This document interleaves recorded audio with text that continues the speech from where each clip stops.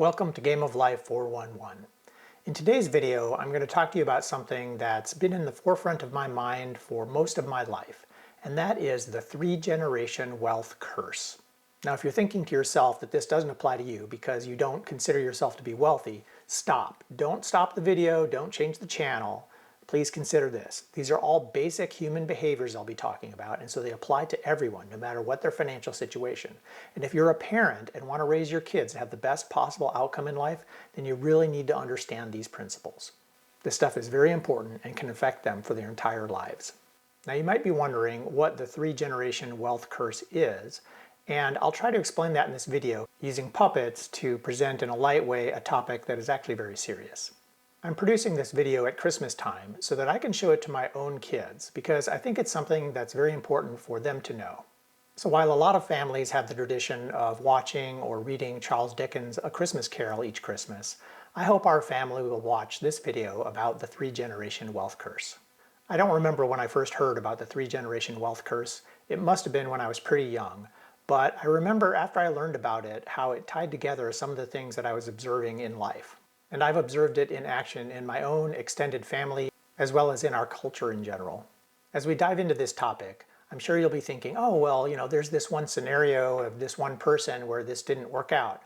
And I'm sure you're right. But those are the exceptions, not the rule. This is actually a pretty basic thing. It applies to human behavior, and it's been pretty universal, as you'll see in the video later. And this is not a new phenomenon. This has been going on since humans have been humans. Welcome to this telling of the three-generation wealth curse.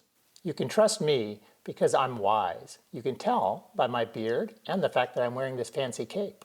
In the United States, there's a saying, from shirt sleeves to shirt sleeves in 3 generations. According to an ancient Chinese proverb, wealth does not pass 3 generations, meaning that the first generation builds wealth, the second generation preserves it by witnessing the hard work of their parents, and the third generation squanders it. The third generation curse indicates that 90% of wealthy families are likely to lose their money by the third generation, according to AMG National. That's shocking. So in this video, I'm going to explain the three-generation wealth curse and help you understand how to avoid it.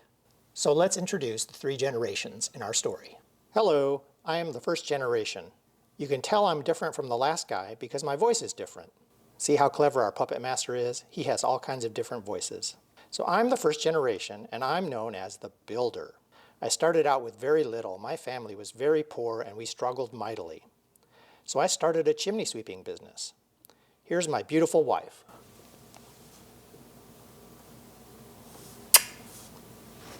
What motivated me was deprivation, an absence or too little of something important, when you do not have things or conditions that are usually considered necessary for a pleasant life. That's deprivation. So we worked hard, we raised our family, and we instilled in them a work ethic.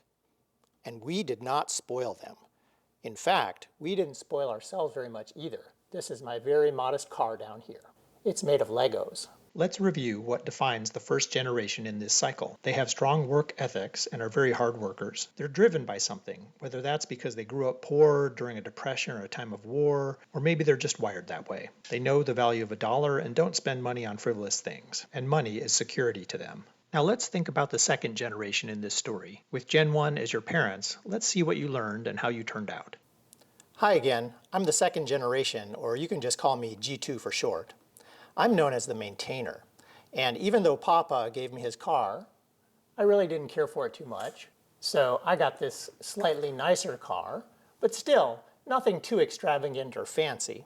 The thing that differentiates my upbringing from my father's is that it lacked the deprivation that drove the builder and their frugality. So I spend and enjoy some of the wealth that my father accumulated, but I maintain it and I manage it well.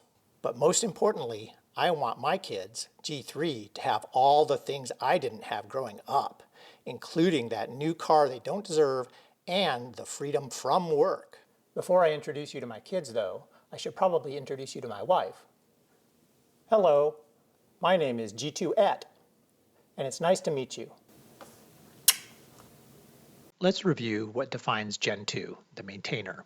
And I'm going to leave Gen 1, the builder, up here for comparison purposes, because there's a phrase I like, it's more is caught than taught. So even if Gen 1 made efforts to educate and train up Gen 2 still learned a lot more just by observing the way that Gen 1 lived their lives. And I think you'll find that Gen 1 often makes some mistakes. So Gen 2 learned some things from Gen 1. They have a work ethic, but are not necessarily hard workers. What I mean by that is Gen 1 is a hard worker because they're driven or out of necessity, but Gen 2 learned a strong work ethic from watching Gen 1. They just may not naturally be hard workers. Similarly, Gen 1 is frugal, whereas Gen 2 I described as cost conscious. So by observing their parents, they learned the value of a dollar and not to be too extravagant in their expenditures. But they're not necessarily frugal by nature. Furthermore, Gen 2 is a little bit conflicted because they watch their parents accumulate wealth but not really enjoy it. And they wonder, what's the money for? They wanted more enjoyment, but their parents didn't spend money on themselves or on their children, so Gen 2 really didn't have a lot of extravagances. Sometimes Gen 1 struggles with this, because when you're wired a certain way, it can be very difficult to change, especially after decades or half a century of life. This often happens with people who have experienced war or depression. They save and save and save, but they don't know how to enjoy wealth once they've accumulated it. That mistake by Gen 1 leads to an even bigger mistake by Gen 2. Gen 2 did not have a lot of luxuries growing up, even though their parents had accumulated significant wealth, and they feel like they missed out. So the big mistake they made is to try and live vicariously through their children. They say to themselves, I want my children to have everything that I didn't have growing up. And now they have the wealth to do it. So they end up spoiling their kids. Let's take a look at Gen 3 and see how they fared. Hi, my name is G3. I'm a lot of fun, but I don't know how to work. I'm known as the Squanderer. Yeah? So I'm spoiled. Mom and Dad didn't help me develop a work ethic. I take my wealth for granted, and I feel entitled to everything my heart desires. This is my sweet, sweet ride over here. See that? That's pretty awesome, man. I love my car.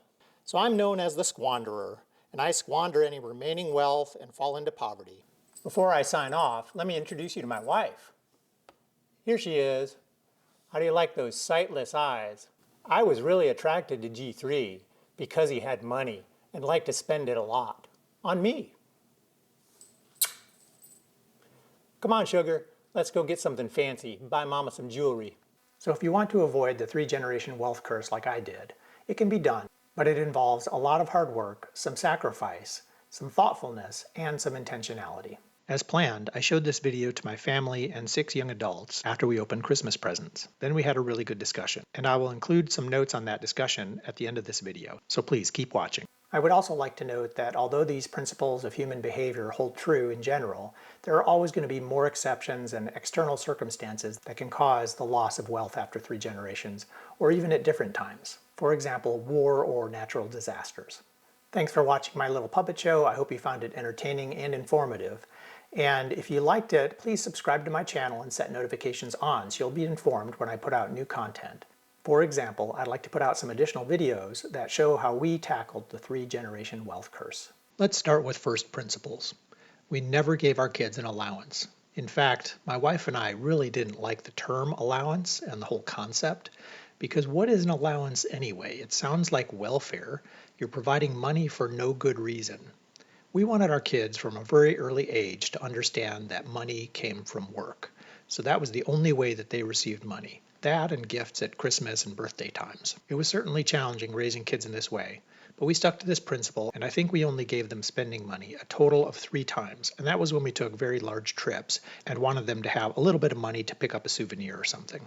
Avoiding allowances is a first principle to raising great kids who know the value of a dollar and never feel entitled to anything except our love. Your money is where your heart is. Dave Ramsey likes to say, show me someone's checkbook and I'll tell you what's important to them. And he's right. So from an early age, we wanted to teach our kids how to save, spend, donate, and invest. My daughter named this cute little piggy bank Coink. That's short for coin and oink. And each of our kids had one and used it for most of their childhood. Even after they outgrew the piggy bank, we kept track of the 4 buckets in the spreadsheet so that they could learn proper values and what money is for. Watch this future video to understand how this tool was foundational to our teaching the kids how to spend wisely, give generously, and save to buy their first cars and go to college debt-free. If you want to watch these and other great videos, please check the description of this video where I've included included links to other videos in this series. In this video, I'll explain the tools we used to teach our kids about money, starting with Coink when they were very little, all the way up to the spreadsheets we used to plan for buying a car, going to college debt-free, and moving out into their first apartments. You'd be surprised at all the different ways kids can make money, even young kids, but it does take support from their parents. From pet sitting and pet walking, to lawn care, to a veggie club, where they grew and delivered fresh vegetables to our neighbors. My kids are all going to college debt-free, and without a single scholarship.